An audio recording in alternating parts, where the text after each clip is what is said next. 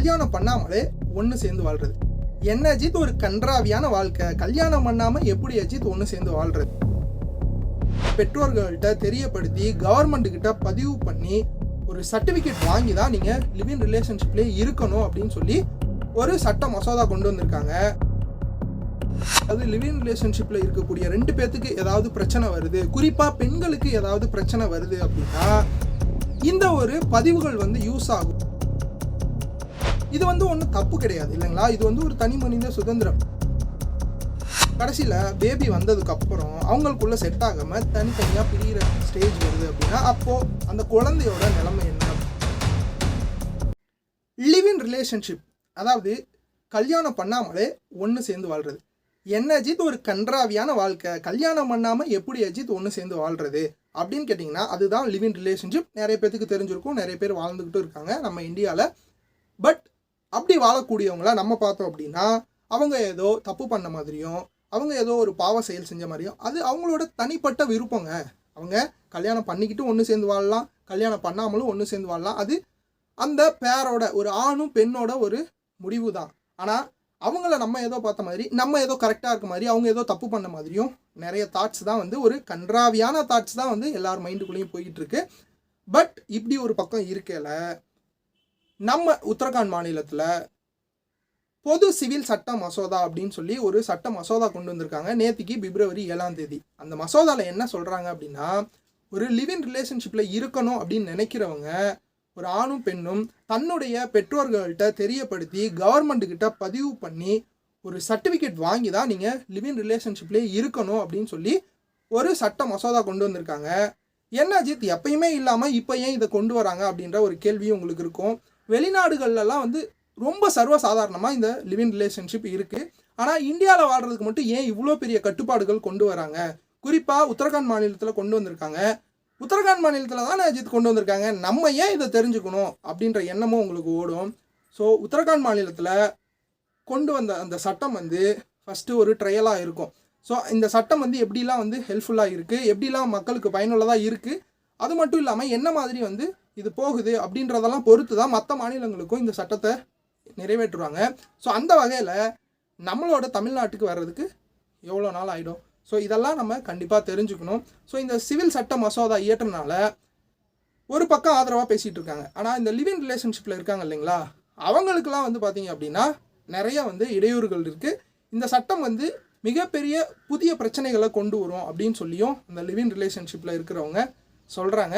So என்ன பிரச்சனை இந்த சிவில் சட்ட மசோதாவை பற்றியும், ஸோ இது வந்துருச்சு அப்படின்னா எப்படி பாதிக்கப்படுறாங்க மக்கள் அப்படின்றத பற்றி தான் முழு விளக்கமாக இந்த வீடியோவில் பார்க்க போகிறோம். ஸோ நான் உங்கள் அஜித், நம்ம சேனல் ஏகே விர்ச்சுவல் ஸ்பீச்சஸ்.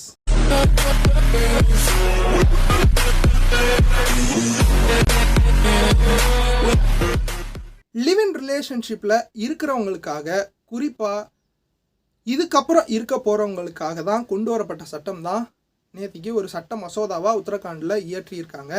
இந்த சட்டத்தில் என்ன சொல்ல வராங்க அப்படின்னு பார்த்தீங்கன்னா, ஒரு லிவிங் ரிலேஷன்ஷிப்பில் இருக்கணும் அப்படின்னு நினைக்கக்கூடிய ஒரு பேர், அதாவது ஜோடி, ஒரு ஆணோ பெண்ணோ ப்ராப்பராக தன்னோட பெற்றோர்களுக்கு தெரியப்படுத்தி கவர்மெண்ட்டில் மாவட்ட பதிவாளர்கிட்ட பதிவு செஞ்சு ஒரு சர்டிஃபிகேட் வாங்கி தான் நீங்கள் இந்த ஒரு உறவுக்குள்ளேயே உள்ளே போகணும் அப்படின்னு சொல்லி ஒரு சட்டம் கொண்டு வந்திருக்காங்க.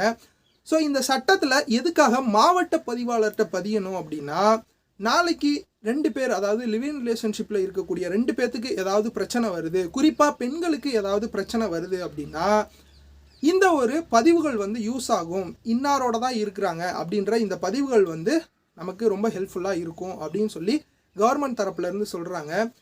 இது சாத்தியமா அஜித் அப்படின்னு கேட்டிங்கன்னா, எதுக்காக ஒரு தனி மனிதனோட சுதந்திரம், அதாவது ஒரு ஆணும் பெண்ணும் தன்னுடைய ஒரு பேரை தேர்ந்தெடுத்துக்கலாம். ஆனால் எதுக்காக கவர்மெண்ட்டுக்கிட்ட சொல்லணும்? இது சாத்தியமா, இது கரெக்டா அப்படின்னு கேட்டிங்கன்னா, தன்னுடைய பேரை தேர்ந்தெடுக்கிறதுல எந்த ஒரு சட்டமும் எந்த ஒரு தப்பும் கிடையாது. ஆனால் ஏதாவது பிரச்சனை அப்படின்னு வரும்போது அப்போது ஒரு காவலர்களோ ஒரு கவர்மெண்ட்டோ தான் அந்த பிரச்சனையை கையில் எடுக்கிறாங்க. அப்படின்ற பட்சத்தில் இது தெரியப்படுத்தணும் அப்படின்றது ஒரு கருத்து. ஆனால் இப்படி தெரியப்படுத்தினா கவர்மெண்ட்டில் தெரியப்படுத்தலாம், அப்பா அம்மா கிட்ட சொல்லலாம். ஆனால் லிவிங் ரிலேஷன்ஷிப்பில் இருக்கணும்னு நினைக்கிறவங்க எப்படி அஜித் இதை பெற்றோர்கள்ட்ட சொல்லுவாங்க? அப்படியே சொன்னால் பெற்றோர்கள் ஏற்றுப்பாங்களா அப்படின்றது எல்லாமே கேள்விக்குறி தான். ஸோ இந்த சட்டம் வந்து எப்படி வந்து செயல்பட போகுது அப்படின்றதெல்லாம் பொறுத்து இருந்து தான் பார்க்கணும். அது மட்டும் இல்லாமல் நீங்கள் ப்ராப்பராக சொல்லி ஒரு அப்பா அம்மா கிட்டேயோ இல்லை கவர்மெண்ட்டுக்கிட்டேயோ ஒரு முறையாக பதிவு பண்ணாமல் நீங்கள் லிவிங் ரிலேஷன்ஷிப்பில் இருக்கீங்க அப்படின்றது கவர்மெண்ட்டுக்கு தெரிய வருது 1 மந்த்துக்கு அப்புறம் அப்படின்னா நீங்கள் தண்டனைக்கு உள்ளாக்கப்படுவீங்க. அதாவது 10,000 அபராதமோ இல்லை அப்படின்னா 3 மாதங்கள் சிறை தண்டனையோ கொடுப்போம் அப்படின்னு சொல்லி கவர்மெண்ட் தரப்புலேருந்து சொல்கிறாங்க. அது மட்டும் இல்லாமல் 21 வயசு ஆயிடுச்சு அப்படின்னா நீங்கள் ப்ராப்பராக வந்து கவர்மெண்ட்டுக்கிட்ட சர்டிஃபிகேட் வாங்கணும். 21 வயசுக்கு இல்லை அப்படின்னா நீங்கள் வந்து சர்டிஃபிகேட் வாங்க முடியாது, நிராகரிக்கப்படுவீங்க. அதாவது இப்போது ஒரு கல்யாணம் பண்ணணும் அப்படின்னா 18, 21 2 வயசு இருக்குது இல்லைங்களா? ஸோ இவங்க வந்து பார்த்திங்க அப்படின்னா நாங்கள் லிவிங் ரிலேஷன்ஷிப்பில் இருக்க போகிறோம் அப்படின்னு சொல்லி சர்டிஃபிகேட் வாங்க முடியும். 18 வயசுக்குள்ளே இருக்குது அப்படின்னா தயவுசெய்து அவங்களால வாங்க முடியாது. அது மட்டும் இல்லாமல் திருமணம் ஆயிருந்துச்சு அப்படின்னா ப்ரீவியஸாக அவங்களாலையும் வந்து இந்த ஒரு பதிவை பெற்று ஒரு சான்றிதழ் வாங்க முடியாது. இப்போது இந்த பதிவு வாங்கி நம்ம லிவிங் ரிலேஷன்ஷிப்பில் போகிறதுக்கு யாராவது விரும்புமா சொல்லுங்கள்? ஏன் அப்படின்னா தெரியப்பட்டுது அப்படின்னா அப்பா அம்மாவுக்கோ இல்லை வேறு யாருக்கோ சுற்றத்தாருக்கோ தெரியுது அப்படின்னா இது எந்த மாதிரி இருக்கும்? அவங்களோட பார்வை கண்ணோட்டம் எல்லாமே வேறு மாதிரி இருக்கும் இல்லைங்களா? ஸோ இது எந்த அளவுக்கு சாத்தியம் அப்படின்றது தெரில. ஆனால் லிவிங் ரிலேஷன்ஷிப்பில் இருக்கிறவங்க என்ன மாதிரி சொல்கிறாங்க அப்படின்னா இது ஒரு பிற்போக்குத்தனமான ஒரு விஷயம். வளர்ந்த நாடுகள் எல்லாமே வந்து பார்த்திங்க அப்படின்னா இது ஒரு சர்வசாதாரணமான விஷயம். ஆனால் நம்ம நாட்டில் மட்டும் ஏன் இந்த மாதிரிலாம் சட்டங்கள் கொண்டு வராங்க அப்படின்னு சொல்லி லிவிங் ரிலேஷன்ஷிப்பில் இருக்கவங்க சொல்கிறாங்க. அது மட்டும் இல்லாமல் இப்போது நானும் என்னோட அதாவது பேர் லிவிங் ரிலேஷன்ஷிப்பில் இருக்கணும் அப்படின்னு நினைக்கிறவங்க நாங்கள் ஒரு வீடு தேடி போகிறோம் அப்படின்னா கூட இது வெளியில் தெரியுதுன்னு வைங்களேன், இவங்க வந்து லிவிங் ரிலேஷன்ஷிப்பில் தான் இருக்க போகிறாங்க அப்படின்னா எந்த ஹவுஸ் ஓனர் வீடு கொடுப்பாங்க? அது மட்டும் இல்லாமல் அங்கே சுற்றி முற்றி இருக்கவங்களோட கண்ணோட்டம் எப்படி இருக்கும் அப்படின்றதெல்லாமே இவங்களோட ஒரு கோரிக்கையாக இருக்குது. அது மட்டும் இல்லாமல் நீங்களே யோசிச்சு பாருங்களேன், இப்போ நான் ஒரு லிவிங் ரிலேஷன்ஷிப்பில் போகிறேன் அப்படின்னா இது என்னோடய வீட்டுக்கோ இல்லை என்னோடய சுற்றத்தாருக்கோ தெரியுது அப்படின்னா அவங்களோட கண்ணோட்டம் எப்படி இருக்கும்? இது வந்து ஒன்றும் தப்பு கிடையாது இல்லைங்களா? இது வந்து ஒரு தனி மனித சுதந்திரம். ஆனால் இது தனி மனித சுதந்திரம்னு சொல்லி இப்படி ஒரு விஷயத்துக்குள்ளே போகிறாங்கன்னு வைங்களேன், லிவிங் ரிலேஷன்ஷிப்புக்குள்ளே போகிறது பிரச்சனை இல்லைங்க. அங்கே ஏதாவது பிரச்சனை வருதுன்னு வைங்களேன் அவங்களுக்குள்ள. ஸோ அப்படிங்கும்போது நிறைய நியூஸ் நம்ம பார்க்குறோம். லிவிங் ரிலேஷன்ஷிப்பில் இருந்துக்கிட்டே வந்து காதலன் காதலியை வெட்டி கொன்றார், காதலி காதலனை வெட்டி கொன்றார் அப்படின்னு ஏகப்பட்ட நியூஸ் வந்து நம்ம பார்த்துட்ருக்கோம். இந்த மாதிரி பிரச்சனை அப்படின்னு வரும்போது தாங்க நிறைய வந்து இஷ்யூ ஆகுது. இப்படி இவங்களுக்குள்ள பிரச்சனை வர்றதுக்கு முன்னாடி 2 பேருமே சேர்ந்து வாழ்கிறாங்க, நிறைய புரிதலோடு கூட வாழ்கிறாங்கன்னு வைங்களேன். அப்படி புரிதலோடு வாழும்போது அவங்களுக்கு பேபி அப்படின்ற ஒரு விஷயம் வருது அப்படின்னா கடைசியில் பேபி வந்ததுக்கப்புறம் அவங்களுக்குள்ளே செட் ஆகாமல் தனித்தனியாக பிரிகிற ஸ்டேஜ் வருது அப்படின்னா அப்போது அந்த குழந்தையோட நிலைமை என்ன அப்படின்றதையும் யோசிச்சு பாருங்கள். ஸோ இந்த மாதிரி பிரச்சனைகள்லாம் வரும்போது தான் அது மிகப்பெரிய அளவில் வந்து பேசப்படுது. லிவிங் ரிலேஷன்ஷிப்பில் இருக்கிறவங்க என்ன சொல்கிறாங்கன்னா என்னோட பேர், அதாவது நான் துணையாக சேர்ந்து பல நாட்கள் நான் பல வருடங்கள் வாழக்கூடிய அவரை நான் தேர்ந்தெடுக்கிறதுக்கு எனக்கு ஒரு ஆப்பர்ச்சுனிட்டி. இந்த லிவிங் ரிலேஷன்ஷிப் வந்து நாங்கள் புரிஞ்சுக்கிட்டு எப்படி வாழ்கிறோம், எங்களுக்கு வந்து இவங்க செட் ஆவாங்களா செட் ஆக மாட்டாங்களா அப்படின்றதெல்லாம் வாழ்ந்து பார்த்து நாங்கள் முடிவு பண்ணுறோம். ஒரு ரிலேஷன்ஷிப்குள்ளே போனதுக்கப்புறம் அவங்க செய்கிறதெல்லாம் சகிச்சுக்கிட்டு எங்களால் இருக்க முடியாது. ஸோ இதுக்கு முன்னாடியே நாங்கள் ஒரு லிவிங் ரிலேஷன்ஷிப்பில் கொஞ்ச நாள் நாங்கள் வாழ்ந்து பார்த்து முடிவு பண்ணிக்கிறோம் அப்படின்னு சொல்லி நிறைய விஷயங்கள் வந்து போய்கிட்டு இருக்கு. அவங்களும் வந்து சப்போர்ட்டிவாக சொல்கிறாங்க. லிவிங் ரிலேஷன்ஷிப்பில் இருக்கவங்களும் ஒரு சைடு பார்த்தா கரெக்டு தான்.